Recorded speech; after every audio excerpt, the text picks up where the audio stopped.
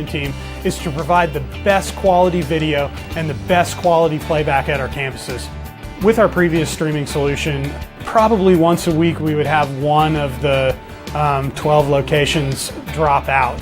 And in our case, a dropout would either mean switch to a backup message that was a video file that we would send to those campuses, or it would entail a campus pastor having to get up on stage and try and preach a message that he'd never spoken before.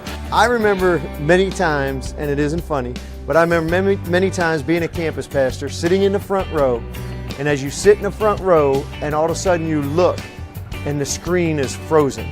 And you know, we make fun, but you know, maybe the teaching pastor is just like frozen.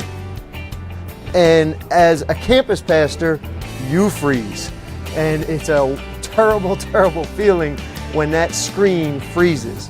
Not so much that, oh, I got to get up there and, you know, take the notes and now teach the message, or not so much, you know, I can't make it through this day, what am I going to say?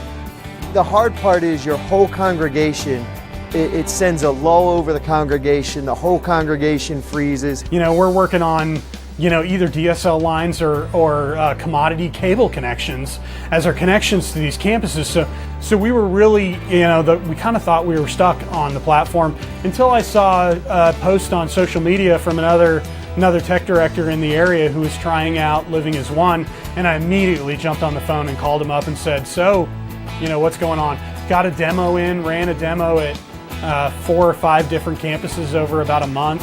I tried to pick the worst possible environments that we have here, one of them being a fishing village of about 500 people with a really poor DSL connection, and ended up putting it in there and streamed the entire service and had, you know, no problems at all. And at the end of that month came back to the leadership and said, hey, I think this is a product we should consider. And I'm happy, extremely happy to say we brought in their system, took out all the systems in our locations, put all these at all 13 locations, and it is absolutely amazing the difference we have.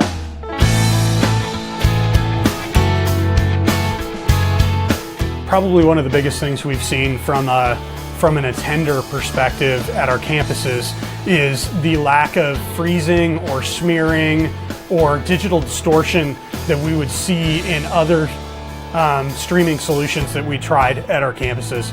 Some of that was even internet related. So I think one of the great things is there's a buffering time, a buffering system that Living as One has, that it can buffer, the internet can break down and come back up, it can slow down, you can have failures in the internet, but it will still buffer and it will create a smooth, consistent service where we don't have breakdowns in the middle of the screen, or we don't have the same glitches going on the screen as we used to have. As long as you've got enough of a buffer, it allows you to continue playing back video in a smooth, uninterrupted format. And for us, that's huge. Having campuses in rural areas with not the most reliable internet connections has really helped us be completely successful. That can be a little bit of a negative in, you know, getting as close to live as possible.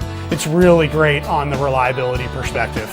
That we're not stressing over the satellite locations, the productions of video. We can work on other things. We can get better at what we do on Sunday morning as a church. And it has been an extremely much smoother operation with Living as One. So thank you guys and appreciate all you do.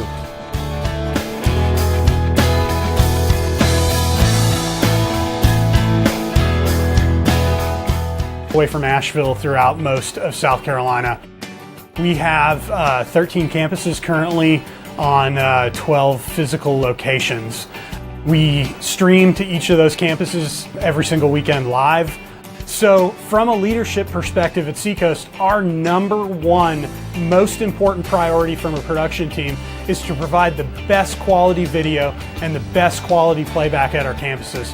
With our previous streaming solution, probably once a week we would have one of the 12 locations drop out. And in our case, a dropout would either mean switch to a backup message that was a video file that we would send to those campuses, or it would entail a campus pastor having to get up on stage and try and preach a message that he'd never spoken